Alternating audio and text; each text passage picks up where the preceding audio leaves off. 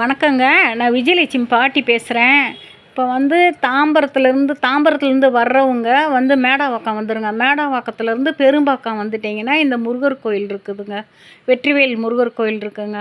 அந்த கோயிலில் இப்போ அந்த மிளகா அபிஷேகம் எனக்கெல்லாம் அப்படியே கண்ணில் தண்ணி வந்துருச்சுங்க. அவருக்கு மிளகா அபிஷேகம் பண்ணுறப்ப இது வருஷத்தில் ஒரு நாள் பண்ணுறாங்க.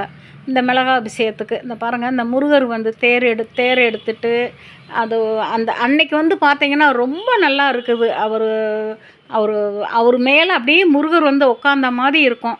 அப்படி ஒரு நிகழ்ச்சி அங்கே நடந்தது. இந்த நிகழ்ச்சிக்கு நானும் போய் கலந்து எல்லாம் போய் பண்ணிவிட்டு இப்போ நான் என்னுடைய யூடியூப்லேயும் வீடியோ போடுறேங்க. இதை பாருங்கள். பார்த்துட்டு இந்த அவருடைய சேனலை பார்க்குறவங்களுக்கு இது புரியும். ஏன்னா ரொம்ப நல்லா இருக்குது. அந்த அந்த கோயிலுக்கு போயிட்டு வந்தாலே நல்லா இருக்குதுங்க. ரொம்ப ரொம்ப நல்லா இருக்குது. நீங்கள் வாங்க எல்லோரும் அந்த கோயிலுக்கு எல்லோரும் நான் போய் எனக்கு என்ன நடந்ததோ எல்லாருக்குமே அது நடக்கட்டும்.